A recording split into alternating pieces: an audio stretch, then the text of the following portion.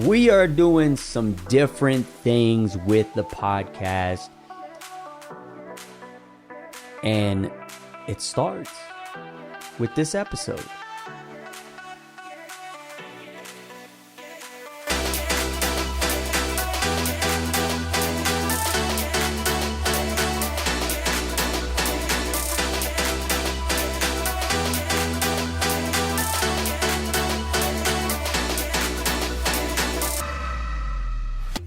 Why don't I finish games?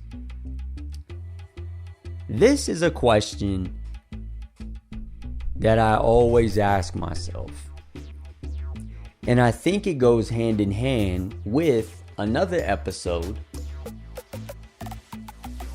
that I'll have shortly, titled, Why Do I Feel Like I Need to Stream Everything? But that's not just that's not just about games. But we will cover the game aspect of that. Now, going back before I was a streamer, before I was a content creator, I used to play games. I didn't play them a lot, but I played them a lot when I was a teenager, and I played them a lot when I was preteen. But as I got older, I didn't play them as much. I had systems I would play occasionally. I'd have games that would pop up every now and again that I would play all the way through, or 90% through, or about 70% through. But then as I had kids, I started just continuing to collect games. And for a while, I would trade in all my games.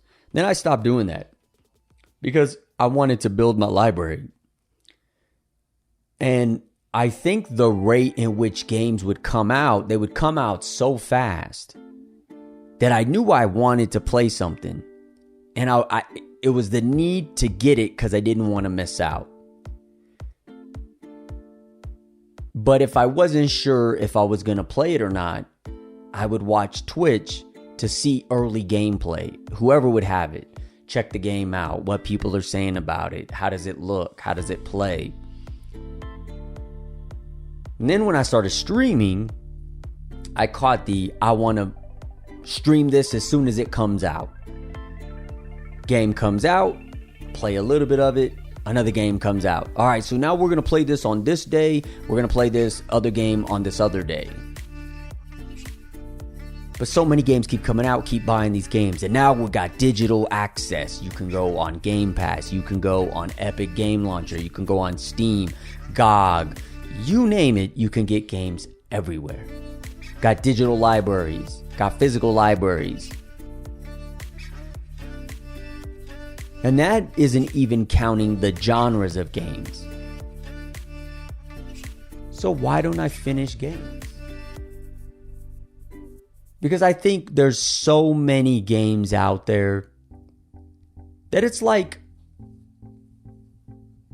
almost like saturation of music. There's so much music out that you might listen to an album.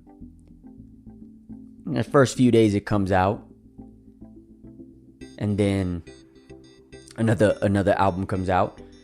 Or maybe you subscribe to a digital service, so you got Tidal, Apple Music, YouTube Music, and you name it. You listen to music anywhere. Spotify. You could play albums you want to listen to. Oh, I just want to listen to this playlist. I want to listen to these charts. I want to listen to this specific artist. I don't want to listen to their album. Maybe you go on album kicks, right? But there's a saturation. Whereas before, when an album would come out, you'd have to go to the store and buy the cassette. You'd have to buy the CD. You listen to it for a while. And that's why everything was based around quarters. First quarter, second quarter, third quarter, fourth quarter. Fourth quarter was when all the hot albums would drop. First and usually second quarter, if I'm not mistaken. So I feel like that's how it is with games. Because when games would come out, I remember going to GameStop and I would stand in line for the midnight release. Now, drop it, go pick it up. You know what? I'm just going to preload it at the house. Boom. It comes out, get off work, start playing. But then if you attach being a streamer to that, this feeling that I have to stream this because I want people to experience it with me. But oh, by the way, there's over 9 million plus streamers. So everybody else has this same ideology, has the same idea. And one person's watching you, which probably is you monitoring your own stream. So why not just play it? If anybody enjoys it, it's myself. If anybody's going to appreciate the experience, it's myself.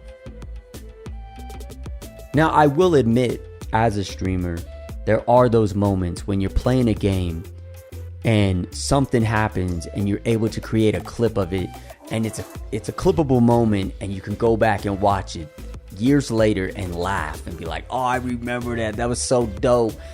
And it makes you appreciate the game that much more.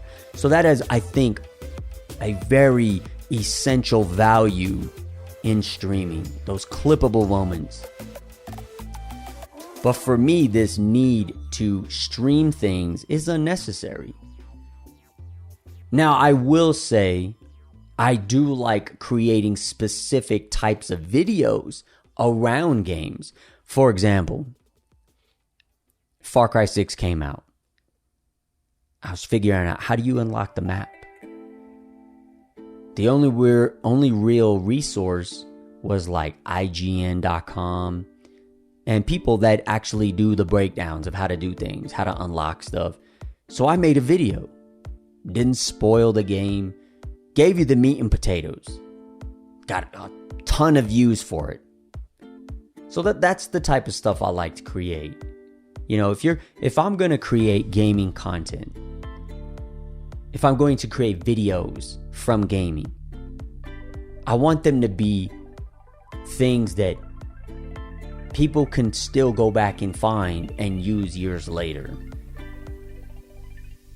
But if I never do that, then the games never get finished. I continue to build the library, but I have a whole catalog of games I've just never finished. So as I end this, why don't you finish games? What stops you from finishing games? When you're playing a game, what stops you from finishing it? Is it because you want to stream it? Is it because something else comes out? Is it because you got on the hype train but really didn't have an interest in it? What stops you from finishing your games? I'll catch you on the next episode. Peace.